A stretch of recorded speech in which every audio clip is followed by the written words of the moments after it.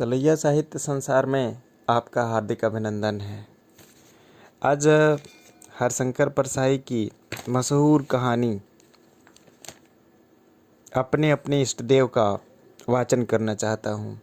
दरअसल हम सभी लोग अपने अपने आराध्य देव की पूजा करते हैं। हम लोग अपने अपने आराध्य देव का भजन करते हैं, उनका संकीर्तन करते हैं।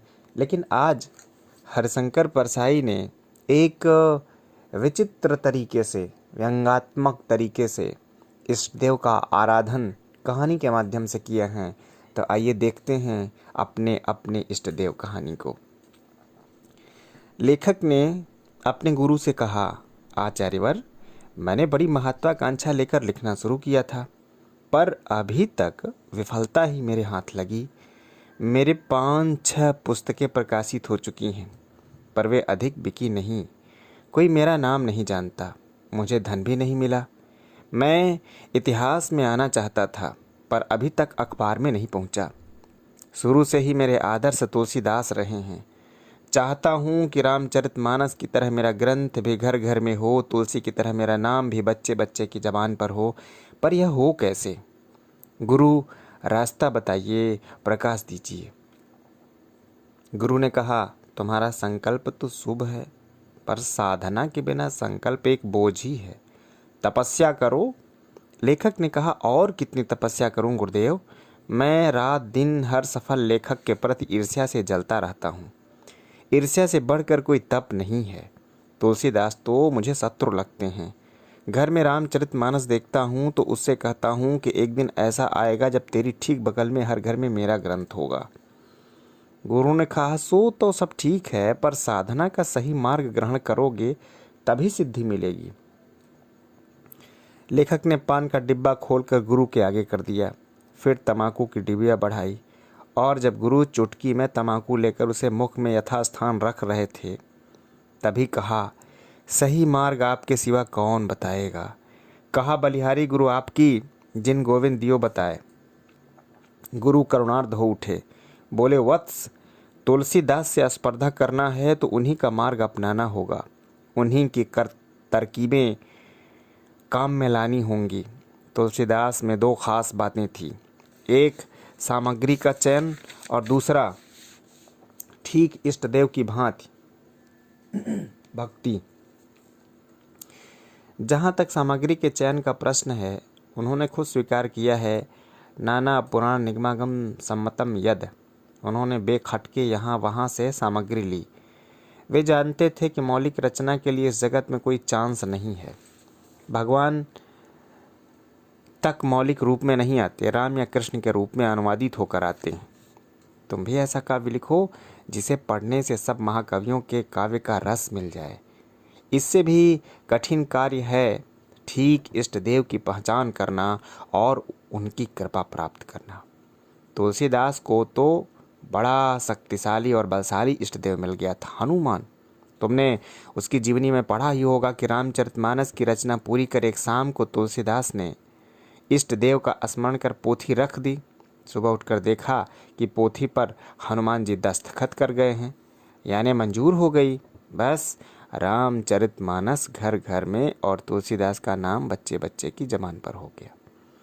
उस जमाने में भारत में प्रकाशक होते थे तो लाखों की रॉयल्टी मिलती, और आज राजापुर ग्राम में कोई हवेली उनका स्मारक होती। तुम भी ठीक इष्ट देव को प्राप्त करो। यह कठिन कार्य है। आजकल देवता भी बढ़ गए हैं और भक्त भी, फिर भी प्रयत्न से क्या नहीं होता। लेखक को सही मार्ग मिल गया था, पर उलझन यह थी कि इष्ट देव को कैसे पहचानते और कैसे उसकी कृपा प्राप्त करते। फिर गुरु की तरह देखा।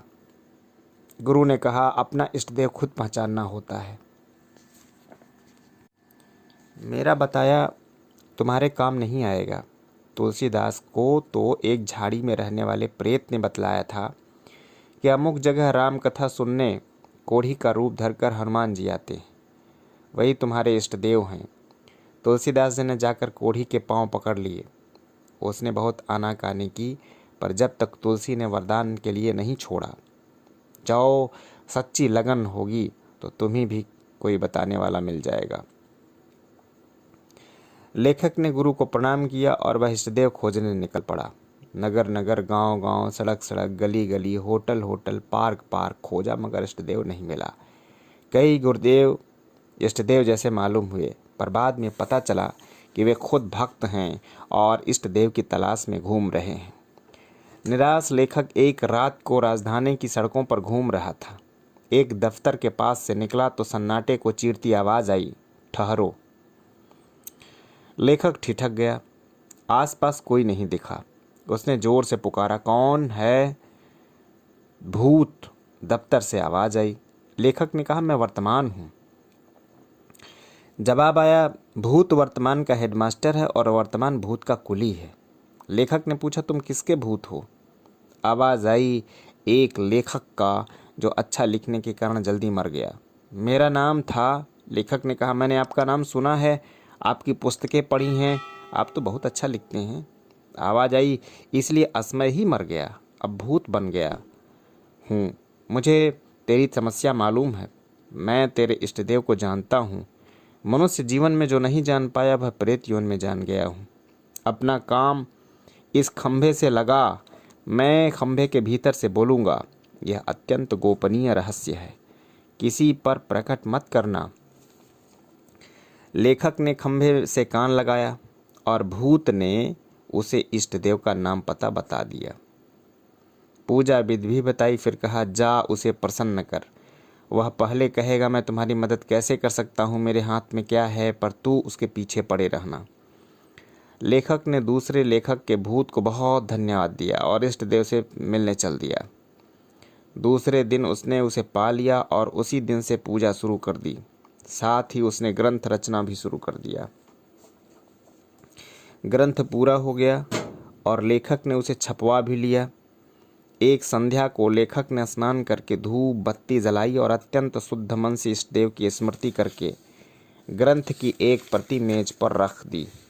सुबह उठकर देखा कि ग्रंथ में एक टाइप किया हुआ कागज चिपका हुआ है। कागज पर नीचे शिक्षा विभाग के किसी पदाधिकारी के दस्तखत हैं। उसमें लिखा है, तुम्हारा यह ग्रंथ सारे राज्य में हायर सेकेंडरी कक्षाओं के लिए पुस्तक के रूप में स्वीकृत किया गया है। वह ग्रंथ घर घर में हो गया है और लेखक का नाम बच्चे बच्चे की जबान पर हो गया है। जय हिंद, वंदे मातरम।